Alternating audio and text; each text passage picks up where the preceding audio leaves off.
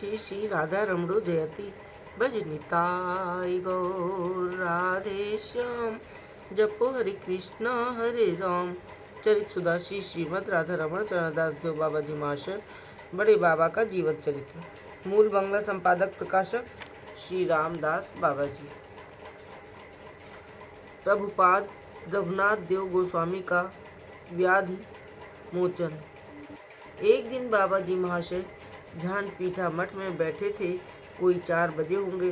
बहुत से भक्तों के साथ नाना रूप भगवत प्रसंग चल रहा था।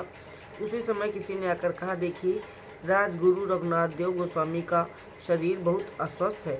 बहुमूत्र के कारण वे बड़ा कष्ट भोग रहे हैं। डॉक्टर और वैद्य जैसे निराश हो बैठे हैं। इस बार उनका बचना कठिन है। खाना पीना बिल्कुल बंद है। घंटे में 5-6 बार पेशाब होता है। डॉक्टरी, वैद्यक, हकीमी किसी भी प्रकार की चिकित्सा से कोई लाभ न देख सब लोग हताश हो गए हैं। सुनते ही बाबा जी महाशय व्याकुल भाव से बोले, ऐसी हालत है, मुझे पता नहीं था। निताई की इच्छा से चलो एक बार देख आएं। इतना कह प्रभुपाद के घर चल दिए। उन्हें देखते ही प्रभुपाद बहुत क्षीण स्वर में बोले, बाबा, न बैठ सकता हूँ न बोल सकता हूँ। जीवन की अंतिम घड़ियाँ गिन रहा हूँ। आपके दर्शन कर बड़ा सुख हुआ। अब चिर विदा की प्रार्थना है। बाबा जी महाशय निमीलित नेत्रों से प्रभुपाद के सीने पर दाहिना हाथ रख स्थिर होकर उनकी बात सुन रहे थे। उनकी बात समाप्त होते होते कंपित कलेवर से जय निताई कहकर हुंकार भरी और गदगद कंठ से बोले, भय की क्या बात है? तुम साक्षात नित्यानंद हो। तुम्हारी देह में रोग आदि आते हैं केवल कृपा लाभ के लिए। अच्छे हो जाओगे। निताई की इच्छा से चिंता का कोई कारण नहीं। उनके मुख से आश्वस्त वाणी सुन प्रभुपाद के आत्मीजनों के निराश प्राणों में कुछ आशा का संचार हुआ। उन्होंने साश्रु गदगद कंठ से भज निताई गौर राधे श्याम जप हरि कृष्ण हरे राम नाम कीर्तन आरंभ किया। उपस्थित भक्तगण कातर स्वर से उनके साथ कीर्तन करने लगे। कुछ देर नाम होता रहा। अकस्मात बाबा जी महाशय प्रभुपाद का दाहिना हाथ अपने वक्षस्थल पर और अपना दाहिना हाथ उनके वक्षस्थल पर रख मुदित नेत्रों से न जाने क्या प्रार्थना करने लगे। उनके नेत्रों के जल से मुख और वक्षस्थल भीग गए। 15 मिनट बाद स्वेद, कंप, पुलकादि से व्याप्त हो प्रभुपाद को आलिंगन कर बोले, अरे पागल, निताई के शरीर में रोग नहीं, कुछ नहीं, उठो, अपना प्रिय नाम संकीर्तन नृत्य करो। इतना कह उनका हाथ पकड़कर उठे और दोनों नृत्य करने लगे। अपूर्व दृश्य। एक क्षण पहले जिनमें बैठने और बोलने की भी शक्ति न थी, वे दोनों हाथ उठा विभोर हो संकीर्तन नृत्य कर रहे हैं।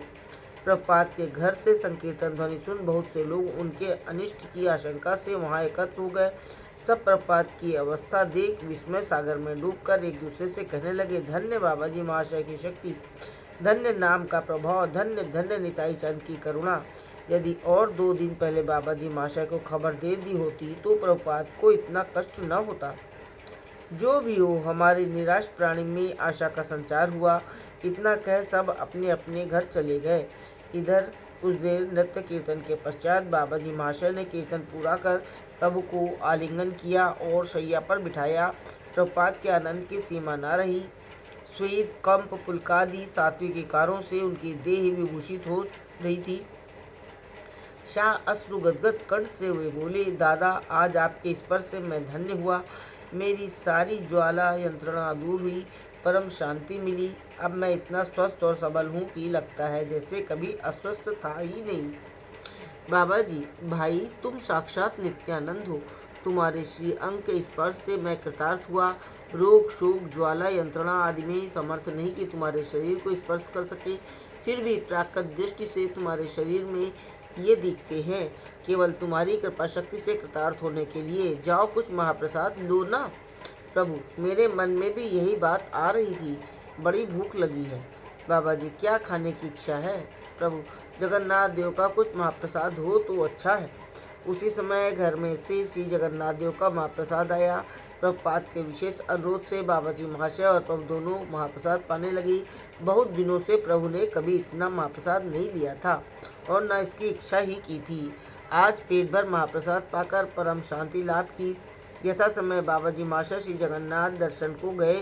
उसी दिन से प्रभुपाद धीरे धीरे स्वस्थ और सबल होने लगे।